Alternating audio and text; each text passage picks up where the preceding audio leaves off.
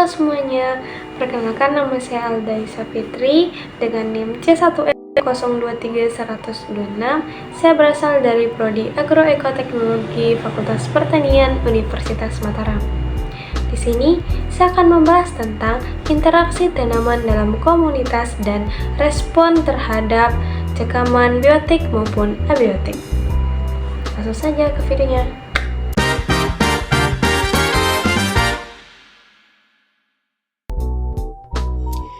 Pada kesempatan kali ini, saya akan membahas materi berjudul Interaksi Tanaman dalam Komunitas dan Respon Terhadap Cekaman Biotik maupun Abiotik. Materi ini membahas bagaimana tanaman berinteraksi satu sama lain, serta bagaimana mereka beradaptasi ketika menghadapi berbagai tekanan lingkungan maupun organisme lainnya. Selanjutnya, tanaman tidak hidup secara sendirian. Mereka berada dalam sebuah komunitas yang terdiri dari berbagai spesies tumbuhan dan organisme lainnya. Di dalam komunitas tersebut, tanaman mengalami berbagai bentuk interaksi yang mempengaruhi pertumbuhan, perkembangan, serta keberlangsungan hidupnya. Ada dua bentuk interaksi utama, yaitu kompetisi dan simbiosis. Nah, kita langsung masuk ke interaksi pertama, yaitu kompetisi, di mana tanaman bersaing untuk mendapatkan cahaya, air, dan unsur hara. Ketika dua atau lebih tanaman membutuhkan sumber daya yang sama dalam jumlah terbatas, maka akan terjadi persaingan.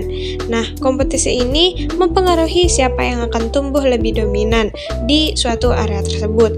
Jika tanaman ini lebih efisien dalam menyerap sumber daya, biasanya dia akan mendominasi area tersebut. Selain kompetisi, terdapat juga hubungan simbiosis, yaitu interaksi yang saling menguntungkan, di mana simbiosis dapat terjadi antara tanaman dengan tanaman lain, atau antara tanaman dengan mikroorganisme. Nah, contoh interaksi kompetitif adalah kompetisi agresif, di mana pohon Black Locust dikenal bersifat invasif. Tanaman ini sangat agresif dalam menyerap nutrisi dan air sehingga dapat menghambat pertumbuhan tanaman asli. Selain itu, Black Locust juga melepaskan senyawa alelopati, yaitu zat kimia yang dapat menghambat pertumbuhan tanaman lain di sekitarnya. Nah, selanjutnya contoh dari interaksi simbiotik, yaitu simbiosis menguntungkan. Simbiosis menguntungkan ini adalah sebaliknya dari kompetisi agresif, di mana tanaman legum seperti kacang-kacangan membentuk simbiosis dengan bakteri Rhizobium di akar. Bakteri ini mengikat nitrogen dari udara dan mengubahnya menjadi bentuk yang dapat diserap oleh tanaman. Selain menguntungkan tanaman inangnya, hubungan ini juga meningkatkan kesuburan tanah untuk tanaman yang lain. Setelah itu kita akan masuk ke dalam respon tanaman terhadap cekaman abiotik, di mana cekaman abiotik adalah tekanan lingkungan yang bersifat fisik atau kimia. Contohnya adalah kekeringan, suhu ekstrim, salinitas, dan populasi. Kita akan membahasnya satu-satu. Yang pertama, kekeringan. Saat mengalami kekeringan, tanaman seperti Black Locust menurunkan laju transpirasi untuk mengurangi kehilangan air. Tanaman juga meningkatkan water use efficiency sehingga dapat menggunakan air secara lebih dan efisien. Kemudian, suhu ekstrim. Ketika suhu terlalu tinggi, tanaman menghasilkan heat shock protein atau HSP. Protein ini berfungsi melindungi protein lain agar tidak rusak akibat panas yang berlebih, sehingga struktur dan fungsi sel-sel tetap terjaga.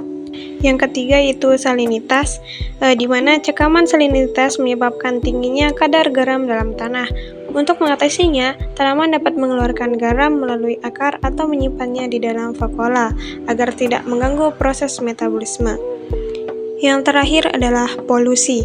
Pada kondisi polusi udara atau tanah, tanaman meningkatkan produksi antioksidan dan enzim detoksifikasi. Senyawa ini bertugas untuk menetralkan zat berbahaya dan melindungi sel dari kerusakan oksidatif. Selanjutnya, kita akan masuk ke materi respon tanaman terhadap cekaman biotik. Cekaman biotik berasal dari makhluk hidup lain, seperti hama, penyakit, atau tanaman pesaing.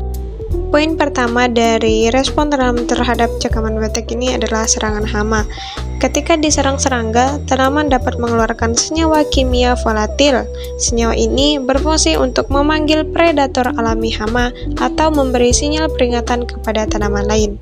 Yang kedua, penyakit.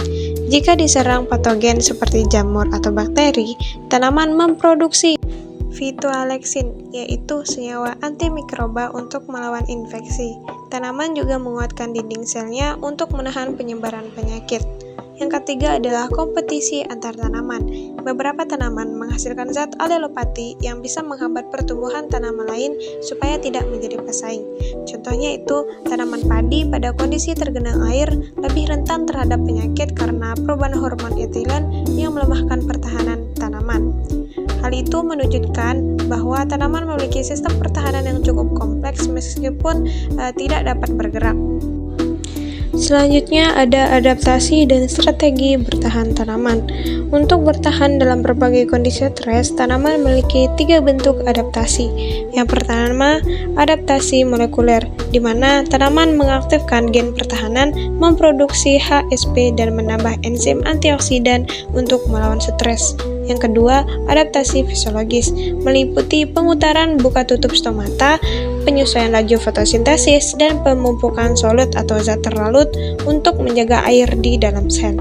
Yang ketiga adalah adaptasi morfologi, di mana hal ini terjadi pada struktur tanaman, misalnya daun lebih tebal, adanya duri, atau akar lebih dalam agar lebih memudahkan mendapatkan air. Adaptasi ini membuktikan kemampuan tanaman untuk menyesuaikan diri secara cerdas terhadap lingkungannya. Dapat kita simpulkan bahwa tanaman saling berinteraksi melalui kompetisi dan simbiosis, serta interaksi ini membentuk keseimbangan ekosistem. Tanaman juga memiliki kemampuan untuk merespon tekanan lingkungan abiotik maupun biotik. Serta pengetahuan tentang interaksi dan respon ini sangat penting untuk pertanian, konservasi, dan keberlanjutan ekosistem. Demikian materi yang dapat saya sampaikan, kurang lebihnya saya mohon maaf. Terima kasih. Wassalamualaikum warahmatullahi wabarakatuh.